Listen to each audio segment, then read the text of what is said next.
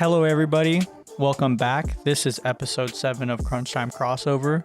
You know your host. My name is Isaac. Just wanted to start off, first of the month.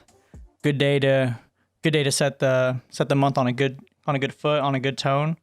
So just hope everyone has a really good, productive, and efficient February. I think January, well, for me specifically, went by pretty quickly. So hopefully you can make use of the time we have this February. To start off with basketball today, I typically start off talking about the West, and I kind of want to shift the conversation heading over to the Eastern Conference. As of right now, Philly's continuously been at the number 1 seed in the East, and it looks like they're not going to be going anywhere anytime soon. With, again, like I had mentioned last podcast, Joel Embiid definitely having an MVP kind of season is definitely separating him compared to the other teams in the East. There has been a conversation in Philly about potentially within a trade getting JJ Redick back. And I think if Philly were to open up some more shooting on their team, I definitely think that might be some of the final pieces that they need to actually be a good contender, especially for a championship against any one of the teams that come out of the West.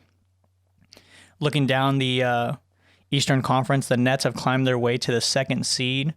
Even though they did lose on a heartbreaking game winner by Russell Westbrook in that game, they were without James Harden, but still, I think they dropped 8 points in 8 seconds to lose that game. That's definitely a heartbreak, especially to the Wizards, who are 4-12.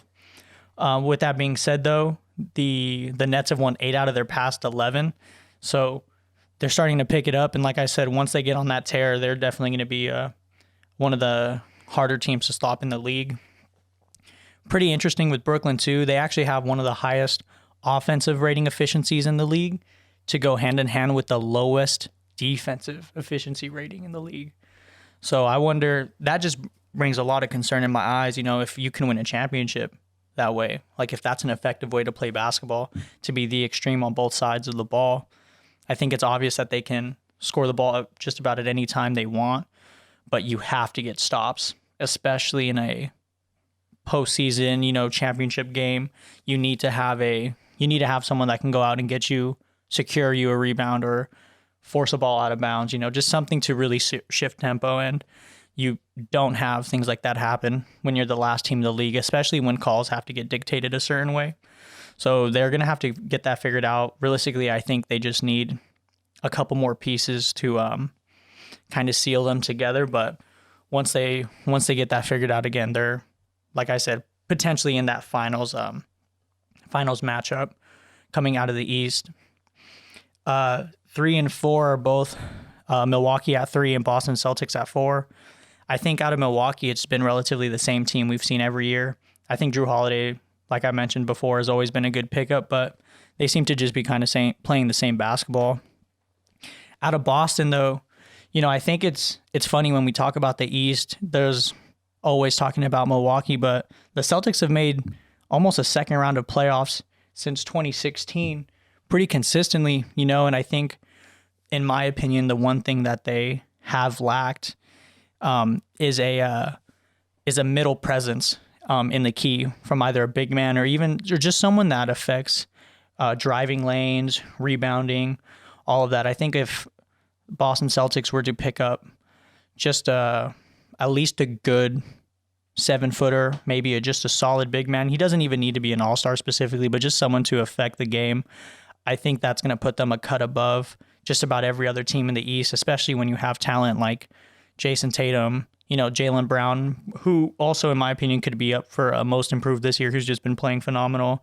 And again, I think we always, in my opinion, Kemba Walker might be one of the most forgotten about players to be an all-star, in my opinion, just because I forget he's out there in Boston, and whether it's the way they play or just the minutes they're getting is irrelevant. But I think when you have lineups like that, they are missing that kind of centerpiece to a center in their team. So I think I had heard potentially, I think this was actually before the James Harden trade, but potentially having Jared Allen go over to Boston. And I think something like that would really complete that Boston team and help them compete against a Joel Embiid, or a Kevin Durant and a Giannis out in Milwaukee. All 3 of those teams have someone that really clogs up the paint, can get offensive, defensive rebounds and get stops.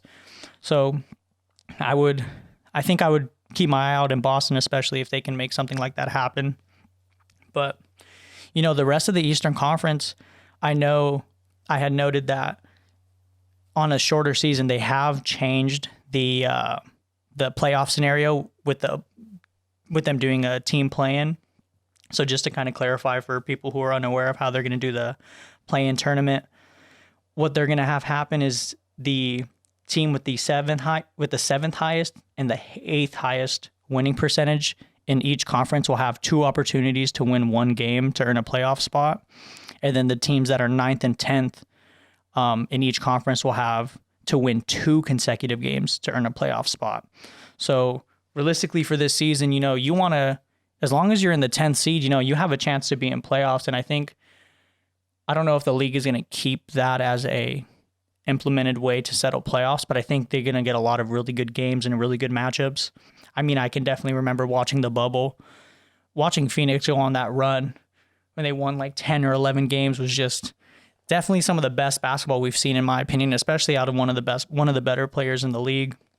So looking at the Eastern Conference, just starting from the 7th to 10th seed, you have the Cavaliers at 7, the Hornets at 8, the Knicks are sitting at 9, and the Raptors at 10. So if playoffs were to start today, there'd be some young but competitive basketball going on. Toronto would definitely be the most veteran out of those 3 teams comparatively, but we would definitely get some good games out of the Hornets at 8. Cleveland, in my opinion, has been playing really good basketball, especially after that James Harden acquisition to the Nets. They've definitely re-upped on their big man. And I think if I'm Cleveland, I would definitely look to make some moves, especially when you have that much to give. You can definitely get a lot in return.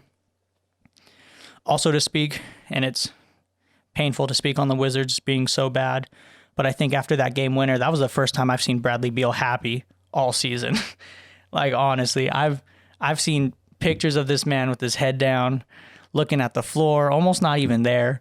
And, watching them get that win, especially with Westbrook hitting that game-winning 3, it was good to see Bradley excited. I think he's, in my opinion, top 3 shooting guard in the league right now. But either Washington figures something out to get him some more help, or I think he's going to be out of there. And my whole thought is, where does Beal go? Does Beal do more damage in the Western Conference or in the Eastern Conference? What does Washington look to get in return for him? Especially, like I said, being a top 5, top 3 shooting guard, depending on who you're asking. So I think he's still in Washington for a reason. I think maybe he hasn't requested a trade because he does want to be there, but realistically, I think it is up to that front office to make a good decision, because if not, you're going to have one of the best scorers in the league wanting out. And there's a lot of teams that could definitely benefit from a Bradley Beal type player. It's just, what are you going to give up to get him is, I think, the real question that I have. There's another guard that I kind of want to talk about in the East that I think, I don't know if he doesn't go unrecognized, but I think he's just on a team that doesn't do very well. But if I'm other teams, I think I'd look to trade from potentially Zach LaVine, and I don't think Zach LaVine's a role player, but I think on the right team, he can fit a role that every team needs. Just like a highly effective 2 guard, either coming off the bench or first one in rotation. And the Bulls are 11th, so I mean, I don't know. They definitely have a chance to play in that play-in, but I wouldn't be surprised if I saw some teams potentially make a run for Zach LaVine. And if they don't, hopefully Chicago has something set up to get them, in a better position to win over the next coming years, because it's kind of hard to see talent. Like, it's about, when you're Zach LaVine, hard to see talent like Devin Booker go without help for so long. And I just hope that's not the case for Zach LaVine in Chicago. And, they have a little bit of talent, but not against, when we're talking about the 4 best teams in the East being Philly, Brooklyn, Milwaukee, and Boston. So, yeah, I think the East is going to be good. I'm looking forward to the play-in tournament for sure, and I think that's always going to keep basketball fresh. I know the Heat just got Jimmy Butler back after the COVID protocol, so it'll be nice to see Jimmy back on the court. But Miami is in the 13th seed at 7-12, so they're going to have to do a lot of climbing back. And realistically, Wizards are at 4-12. They've only played 16 games, but season's coming close to an end. It'll be over before we know it on a shorter season, and especially with that play-in being so crucial, everyone's going to be gunning for that 7 and 8, 9 or 10 seed. So we'll see how that goes. Shifting over to the Western Conference, things have changed. The Clippers are now number 1 again, and I'm starting to wonder if they're actually, like the real deal in the West. I think I think out of every team in the league, in my opinion, I think they have the most to prove comparatively to any other team in the league. Granted, Brooklyn has these really high expectations, but after what Clipper fans went through in 2020, they gotta do something about it, and it's, again, I don't know if teams will recognize them as the number 1 seed, but I think if they can get, again, maybe some trades or a couple pieces moved around, I think they can definitely separate them from a lot of teams in the West. Utah's been on a tear as well. They just had their 11-game win streak snapped by the Nuggets, and Jokic put up a career night, 47 points with 12 rebounds. Career night by Jokic, and that's a little bit of a nightmare for Utah fans to relive, losing to the Nuggets in a kind of game like that. So I think Utah's kind of getting the respect that they deserve. And again, I think Donovan Mitchell is potentially a top 5 shooting guard in the league right now as well, too. Definitely kind of separating them when it comes to the guard status. So I think Utah's going to continue to play well. In my opinion, I think at the beginning of the season, I wasn't even mentioning Utah making playoffs whatsoever. I just thought that there were other teams that were going to be competing, but they're sitting at 15-5. So doing really well in Utah. For the Lakers, though, I'm going to say it. I think LeBron right now, this is what we would call LeBron in his prime. I think, in my opinion, that when we think of what someone's prime is, you refer to them at the best that they've been in their career. And I don't think that necessarily has to even translate to their athletic ability at that time. I just think that translates to their overall ability. And I think now, looking at LeBron James, I don't know what he can't do on both sides of the ball. I see he's averaging 25 a game, almost 8 rebounds, and almost 7.5 assists. He's shooting 46, almost 47% from three-pointers this season, and passed the 13th all-time for threes made in his 18th season. Still competing. They're technically tied with Utah. They're both at 15 games. They've just lost one more at 15-6. But the Clippers are 16-5, so a couple of these teams get switched around. The Lakers will make their way back to that number 1 seed, but I just have never seen anyone in their prime in year 18. So I think that just needs to, I just think there needs to be a rose handed or something, because I think it's the quietest MVP outing I've ever seen in NBA history, because I don't think you would ever assume. Granted, I think Tom Brady might be the exception when it comes to age and their performance in their career, but no one's doing what LeBron does. And realistically, if LeBron does win another championship this year, comparatively to the competition he has to go through, if we're not talking greatest of all time, we need to actually sit down and have a conversation, because this is absurd. If they need to try to get Kevin Durant, James Harden, and Kyrie Irving to beat LeBron James, that's, there's some concern there. And I think that's just a testament to LeBron taking care of himself and just playing at the level he can play. But my real concern with LA is what their identity is without LeBron James, and what that Laker team looks like with Anthony Davis being their number 1 option, because I think the Lakers are a really good team, but I think that Western Conference is just too tough. And especially with Anthony Davis being your only superstar, there comes a lot of problems with that, and I think LeBron James, even when LeBron's not playing and he's on the bench, the Lakers still manage to play well, and I think it is due to his presence. So I just don't know what it would be like to not have him on the court and have Anthony Davis kind of take over that leadership role, just because, again, when you have a player like LeBron James, your life is easy. All you got to do is listen to him, play your role, set a good screen, hit a big shot, get a rebound, and, looks like you're in the conversation for a championship for sure. I think one of the most surprising teams in the West too, the Grizzlies are at the 5th seed at 8-6. So they've actually played the least amount of games compared to any other team in the NBA with only a total of 14 games. I think everyone else in the league has played at least 20. So they're down a couple of games, and I do know they had a couple of games postponed due to COVID protocols. But I would just be very, very surprised if they stayed in that position. I know they were in the competition for the play-in as well, but this Western Conference is really stacked. I mean, looking at the teams below them, Phoenix at the 6th seed, Portland's at the 7th seed, Golden State is at 8, and you have San Antonio 9 and Houston at 10. That would be the play-in right there from 7 through 10, and those 4 teams, talking about Portland, Golden State, San Antonio, and Houston, are quite formidable at any time, any night. Any one of those teams can go off. So I'm surprised to see them there. I'm glad they're playing well, but I'm just curious to see if they can keep it up. And again, I think we just have to continue to give the Nuggets praise and continue to recognize that the Nuggets are always going to be a contender this year for making some noise, especially when you have someone like Nikola Jokic and Jamal Murray playing on their team. For the conversation that's been going on, there's been rumors about trades getting sent out from New Orleans, potentially a package for Lonzo Ball and JJ Redick, and I think those are 2 players. I don't know if they would go at the same place together or if it would be like a 3-team trade, but they would definitely make a lot of teams better. And I know I heard a conversation about Lonzo Ball heading over to the Clippers to play. And yeah, I think I would take Lonzo Ball over Patrick Beverley on a team for sure.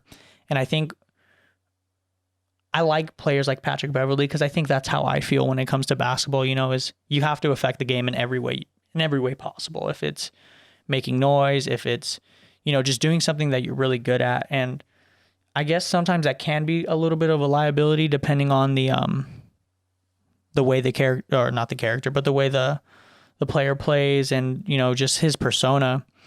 And when you have someone like Lonzo Ball, who I think is really trying to make a good name for himself, I don't think he's going to bring that kind of ego and stuff to a league, especially to a team like the Clippers, where you have, a certified winner in Kawhi Leonard and another player like Paul George who has something to prove as well. So I don't know if that's exactly where he's going to end up, but, I definitely think Lonzo will make a lot of teams better. And again, like I had mentioned, if JJ Redick were to reunite in Philadelphia with Joel Embiid again, man, I think late game in the series, Joel Embiid is he's going to have to look for the help around him, because when it comes to the postseason, he's going to get double teamed. They're going to send triple teams his way. Coming off of screens, people are going to switch, so he's going to have to be able to rely on the people around him. And if he can pass the ball to a JJ Redick and to a Danny Green on a consistent night basis, they're winning a lot of those games. And I think that's what's really going to separate them from the Nets, is if the Nets can't pick up a really good defensive presence, because the Nets have a lot of scoring. But again, you need stops with the big man, and I think Philly can definitely do that with Joel Embiid headlining the Eastern Conference. So I'm looking forward to it. I like the direction of the West. I think the West rookies are doing really well as well too. James Wiseman for the Warriors has been playing really, really well. He's been only getting 20 minutes a game, which is surprisingly low for a first-round pick, in my opinion, and especially for a first-round pick that's playing a position on a team that doesn't have a lot of depth. But he's averaging 11 points, 6 rebounds, and a block and a half a game, which is, good numbers. But I might have to retract the statement that I made a couple episodes ago, and I think I'm going to have to start giving my Rookie of the Year nod to that other Ball brother in Charlotte, because watching LaMelo play has been nothing short but impressive. At 6'8", versatile guard, he has some of the best decision-making I've seen in a long time. And I think it's, other than the chip on his shoulder, I think he just knows how to play basketball. Like, he knows where he fits. He knows where to put the ball. He's one of those players that I think if you're not a vocal player, you have to make up for it in different ways. And I think what he doesn't do vocally, he picks up on the flashier end. And I think that makes up for it, because if you're not running a team verbally, you have to be doing something that commands people's attention. And if it's a behind the back pass or like a half court lob, you're still doing the same thing. And again, I know LaMelo just got his first NBA start today, so I'm hoping that game is going well. But yeah, I think he's going to really start to separate himself as that. And I wouldn't be surprised if he were to win Rookie of the Year, he could even be up for a most improved next year, depending on the direction and how much he continues to develop. But yeah, he's looking really, really good. Out of the other rookie in the West, Anthony Edwards has been playing pretty well. I think I'm kind of surprised that he's not getting as many minutes on a Minnesota team that's the last in the league. They're technically not they're the second last team in the league, but they are last in the West. But Karl Anthony Towns isn't playing. D'Angelo Russell isn't playing. So in my opinion, that should definitely open up the avenue to have someone like a first round pick. Well, not even a first round pick, the first pick in the first round to be getting a lot more minutes. He's been averaging 13 points a game, just three rebounds and 2 assists. He is a good ball player, but it just seems like he just doesn't know where he fits in an offense. And maybe that's fault for Minnesota too, but I think you get drafted to a team like that to play a lot of minutes, and I think I'm just kind of surprised that I'm just haven't really seen that again. He's averaging close to like 25, 26, which was almost more than I had anticipated, but I think, it's got to be in that 30-minute range, especially when you have players like Karl Anthony Towns and D'Angelo, who are your front runners for Minnesota not playing in the game. So that's just surprising. But I'm definitely banking on LaMelo winning Rookie of the Year. I'm excited to see it. I think again, him and Wiseman are just going to continue to be in and out throughout the rest of the season as far as their number one rankings. But other than Anthony Edwards, maybe Tyrese Halliburton out of Sacramento might make a pretty good run for that Rookie of the Year. But just I have been the most impressed with LaMelo Ball's play. So shout out LaMelo, good for you in Charlotte. Keep getting those minutes. But that was most of the basketball I had today. I'm pleased with it. I'm pleased with the season so far. I'm glad that the season is still going. I haven't heard too many postponed games as of recent, which is good. So hopefully they can keep that going. And like I mentioned last podcast, potentially set up, for the All-Star game that's coming. And I think the play-in is going to be a really good thing again. And I think that would be a good thing, maybe to not keep, but to continue to experiment different variations of, just to get more people to play, because I think you get a lot of really good matchups, or at least a couple really good games, especially if it's like one to make a playoff seed and then the lower seed has to win too. But yeah, that was that. For the couple things I want to share, just for my mindfulness and just for the headspace. Like I mentioned already, it is the first of the month. It's a good day for a good day. It's a good day to start taking care of yourself. It's a good day to, maybe start a good habit. But a couple of the things that I've been really resonating with this week that I'm going to really take with me and to start it off is I'm betting on myself this month. I'm a good bet. I would say what I want to do is going to happen, and I'm going to bet on that happening. So I think that's something that I really need to keep at the forefront of my mind, is like, I am a good bet. Your goals and your aspirations, those are good bets for you, and you should bet on yourself to do it. You are a winning bet. So continue to do that.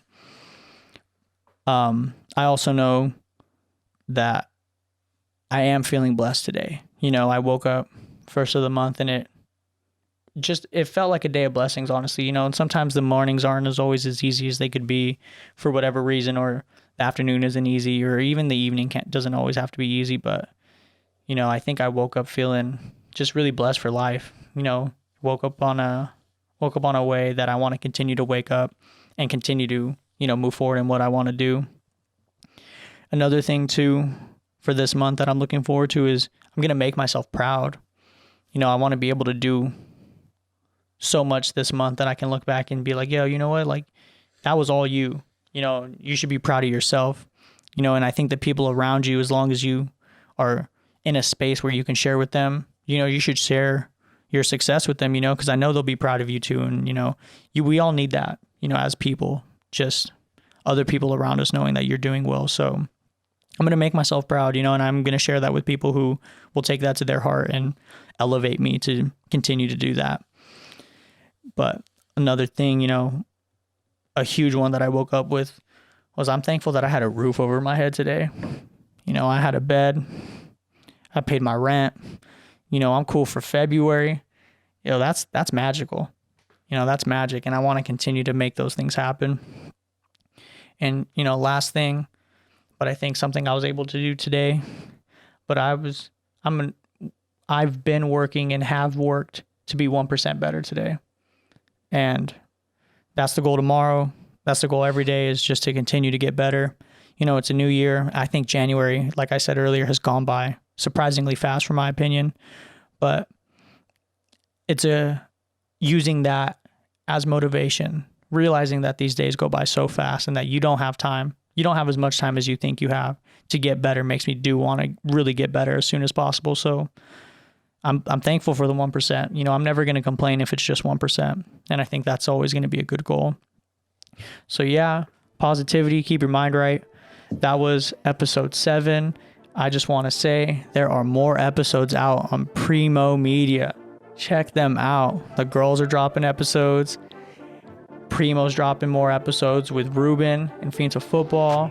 There's Way Off the Mark coming out. Episode 2 is fresh. The girls have episode 4 with Real Talk.